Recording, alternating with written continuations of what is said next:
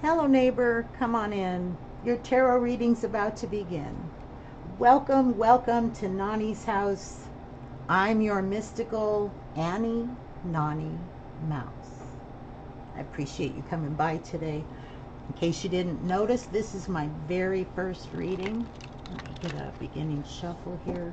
And what I'm thinking of doing is giving us a rose and thorn reading of the current energies. Rose and thorn, I don't know if you've ever heard of that before, but it's a way of looking at your day or the energies around you.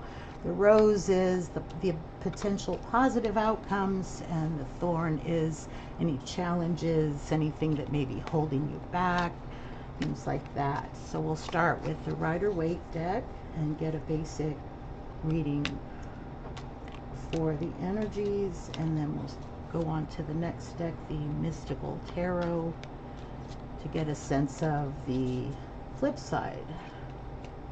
And then we'll get some readings from the universe. Let's start with Rose and Thorn. What are the current energies? Current energies, Rose and Thorn reading.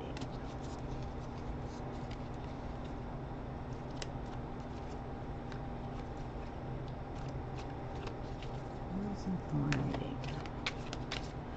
First heard of Rose and Thorn as a journaling technique for reviewing your day, so that you're not ignoring the good things that happen and you're not overlooking the bad things that happen. It's a good way to look at your future. It's a good way to kind of project yourself into the future, see what the potential good things, good outcomes might be, potential challenges. All right, let's get some cards out here. 10 of Pentacles. Oh, these two stuck together. This is, wow. Temperance and the Star. This must be the Rose. Ace of Swords. And the King of Pentacles. Let's spread these out.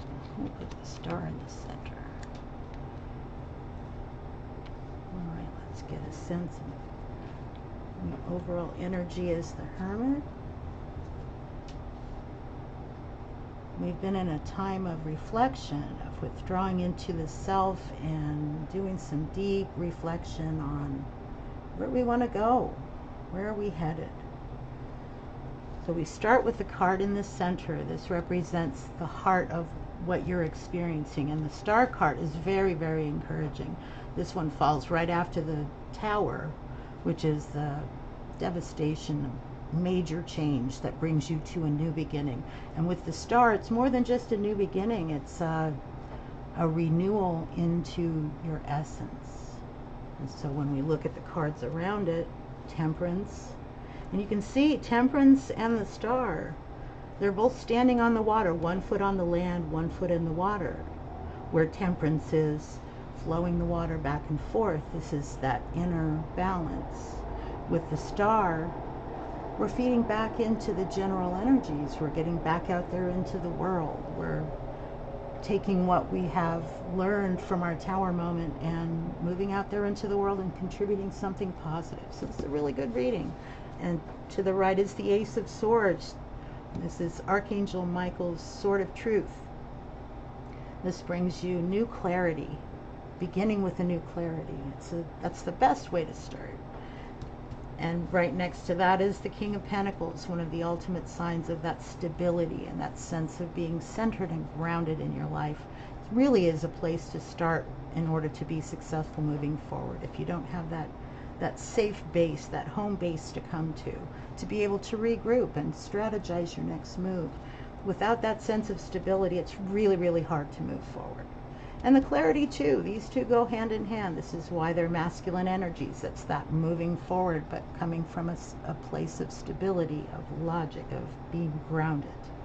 When we move to the left of Temperance, we have the Ten of Pentacles. This is another sign of bookending the King of Pentacles. This is a stability of life, and it's in the material way.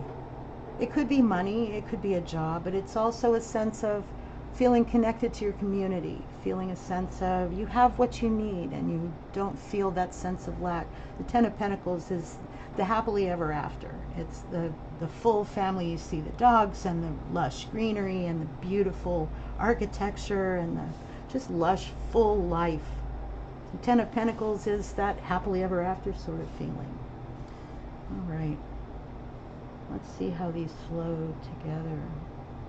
We're on a positive journey forward. We've got our clarity, we feel centered and grounded, we have a vision of the future we want to move toward. We're working with our hope, but also the temperance, that modesty, that humility of approach. It's not good to be too inflated with our ideas. We may tend to make rash decisions that can end up biting us later. And so temperance, humility, that sort of balance, one day at a time, the middle way. That's what Buddha called the middle way. Temperance is that not allowing yourself to swing too far off to one side or the other, not too excited, not too down, keeping yourself balanced on that road. Okay, let's move on to the mythical tarot and see what we've got for the Thorn aspect. Oh, jumping right out, we have the Ace of Wands, Two of Cups,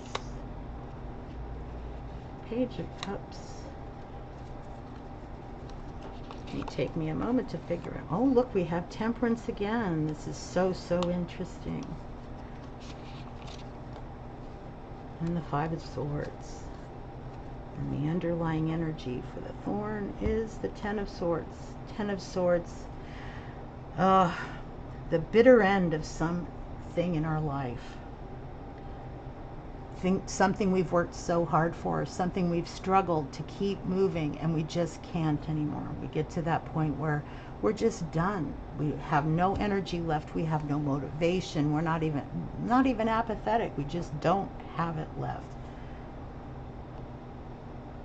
This is an opportunity for new growth. The tens in the tarot are always the end of a cycle, which promises the beginning of the next. Let's start with the Page of Cups. And in the mythical tarot, it's the representation of the Page of Cups is Narcissus. This is interesting in reflection to the star. We see the star contributing the flow of her energy, the flow of her emotion, her gifts into the world and back into the flow of life, into the world and back into the flow of life. With the Page of Cups, all of that love energy, all of that energy, all of that flow is trapped in the cup, and he's just using it to reflect on himself. This is where we get stuck in our own greatness, and that's a scary place to be, because you don't even realize, yes, I feel so good about myself, I just feel so proud, but we forget when we're in that proud state, we're not paying attention to the signs that maybe we need to course correct ever so slightly so that we don't end up stepping off the cliff. If he's looking into that cup at himself, he's not seeing all the beauty around him. He's not seeing this big pool of love that's right there nearby, the lovely little flowers that sprout, the narcissus, after whom the flowers were named after Narcissus. So it's not just the egotistical, but also the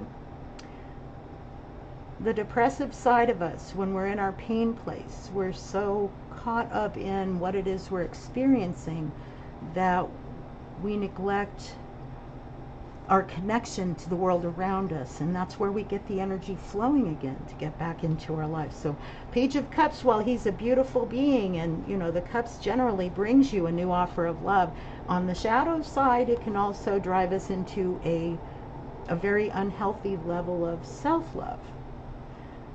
Nice counterbalance to the star, where this is a flowing inward and outward of the energy.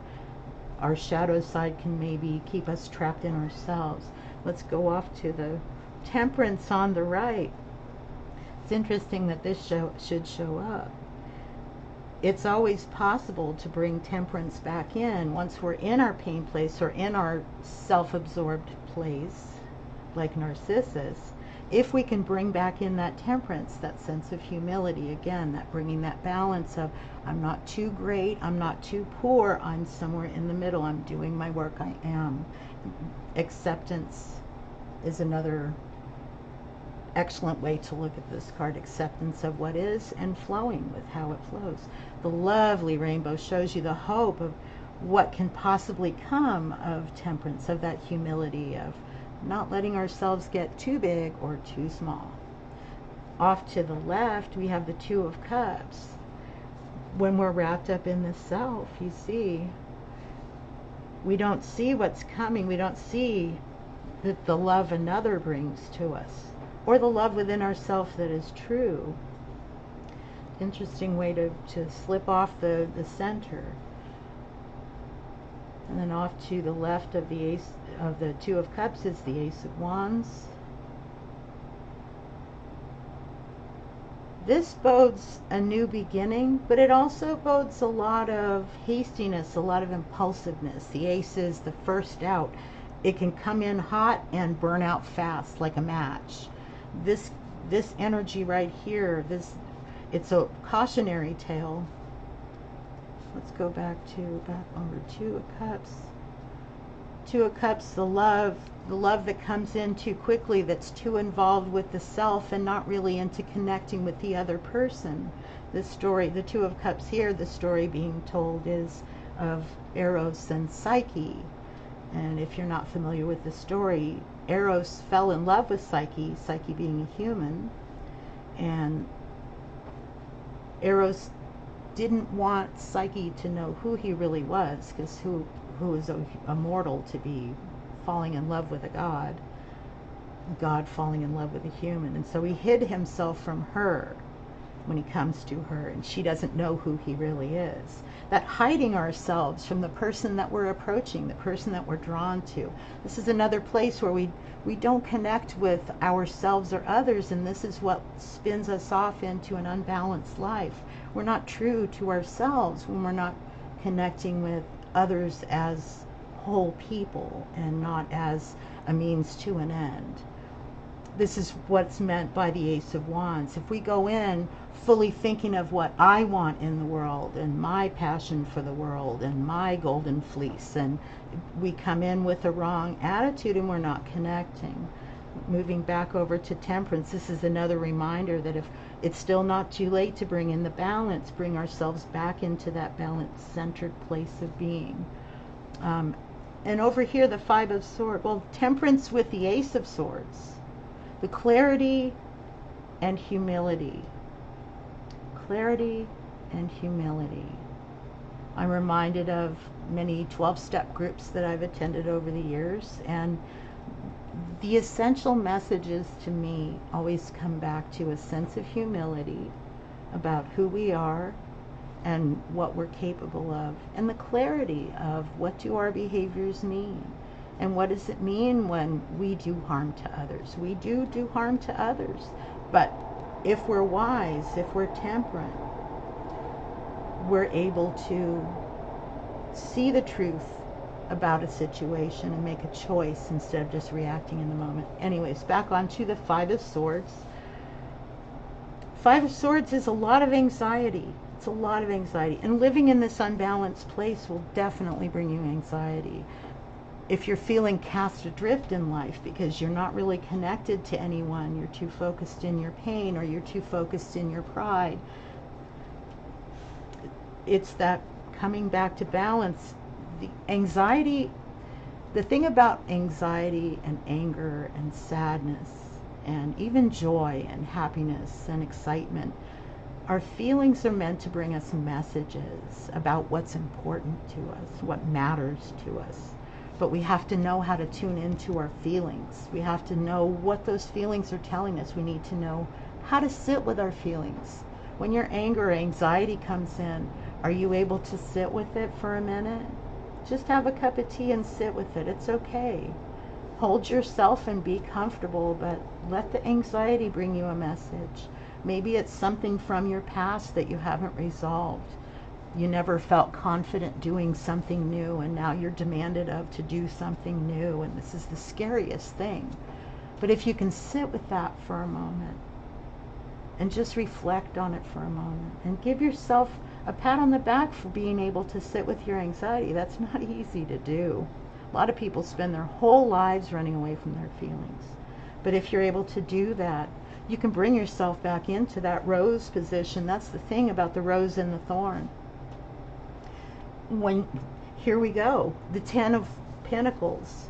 When you see the 10 of Pentacles, this is the happily ever after. But this is also the fantasy life. I want to be rich and famous. I want to be like the Kardashians. I want to be, we want to be the power couple and all of that. That's that wrapped up in the ego. This is all about aggrandizing the self, but not really doing the work to build a firm foundation on which to secure this, Money coming in is easily goes out, but money earned really has more value to you because you put something of yourself into acquiring it. Temperance and the 2 of Cups. I've been experiencing this lately in my life. Temperance in the 2 of Cups when it comes to a loving relationship, and even if it's not with a romantic partner, even with family, even with friends, it's best to come in with temperance. Temper your feelings. If you come in hot with some burning desire to the other person and they're not in your feelings with you, if they haven't experienced what you've experienced to get to that feeling state, what you come to them with is going to be really confusing, and that brings a lot of thorns. However, if when you're feeling nervous about approaching somebody, perhaps you have something you need to talk with someone about, and this subject is kind of making you anxious, you're not sure how to raise it, you're not sure if they're going to be okay with you, if it's going to kill you.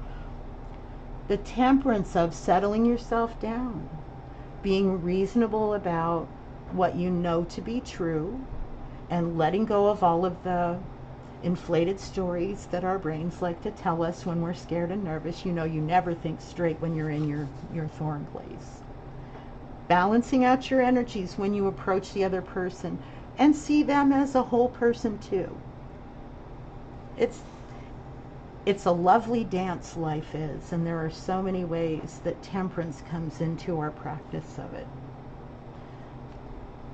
I think I've already talked enough about the Star and the Page of Cups. The flowing of the energy. The waters represents emotion, represents that loving energy, represents the God energy. God is love. God energy is love energy. And when it's blocked and when it's poisoned, it doesn't flow well, and it toxifies everything it touches, or it never flows with the rest. It becomes stagnant. It's not healthy. Again, the Temperance and the Ace of Swords, seeing that truth, seeing that clarity, really being able to get back to center so that you can see clearly, and feeling that sense of groundedness and security in oneself. You don't necessarily have to have material success to feel that King of Pentacles space within you. It's a matter of dealing with your anxieties, not hiding from them, but addressing your anxieties, letting that archangel hold your anxieties so that you can look, so that you can come back to this firm, settled place. You see, this person here feels like such a child, so vulnerable on the ground.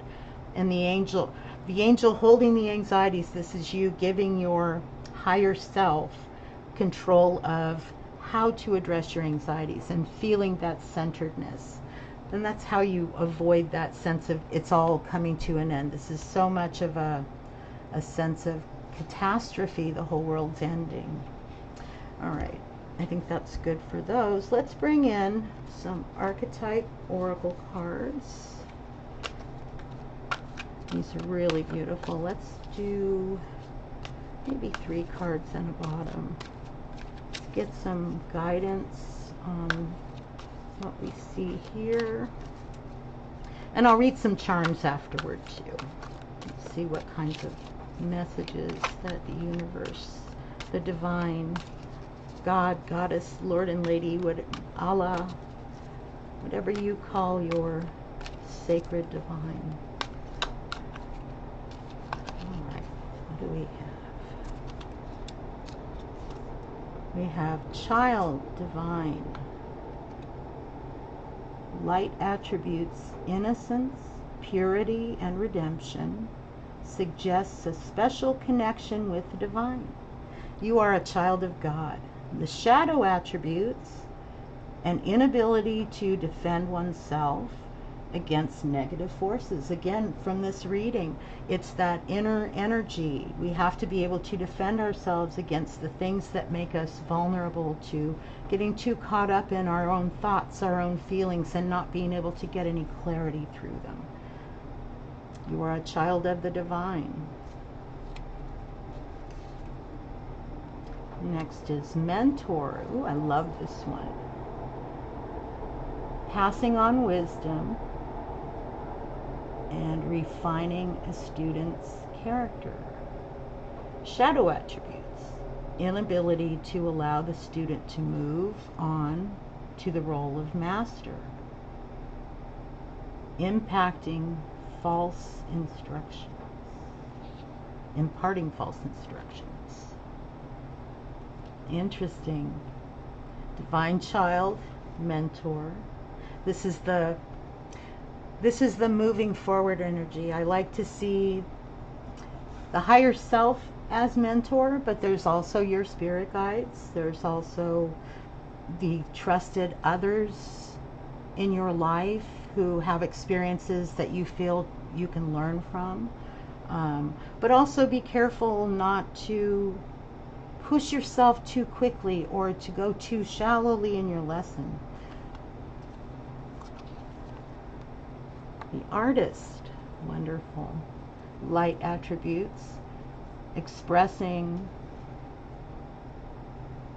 a dimension of life that is just beyond the five senses, inspiring others to see life symbolically. Shadow attributes, using talent as an excuse to mistreat others, posing as the starving artist to elicit pity. Here again, we have the light and shadow aspect of these. Innocence and inability to move forward. We have passing on your wisdom or imparting flawed messages. They're, either way. And it's all a matter of how we conduct our own flow of energy within. It's that balance within, that temperance. And the artist expressing things that are unique to you, or using your differentness to get things from people. And it's sort of an artifice. Being an artist also implies being a faker. A magician can also be a trickster, and a child can also be an imp, and a mentor can also be a tyrant. What do we have on the bottom? Oof! Vampire, nice warning. Light attribute makes you aware of someone or something that's draining your life force. Shadow attributes, depleting others for your psychic survival, chronic complaining, or codependency. Important things to look for. There are positive attributes to everything. Makes you aware of someone or something that's draining your life force. Tune into that sense of discernment. You know the people who make you feel better when you have encountered them, and you know the people who you feel depleted after having encountered them. Pay attention to those qualities within yourself too. Really is a matter of temperance, of balance, of humility. So let's get some charms. This cute little plate, but let's see if we're able. No, it doesn't look like we'll be able to see. So let's leave that over there. This is going to get a little bit noisy, so pardon me, please. All right, what do we have?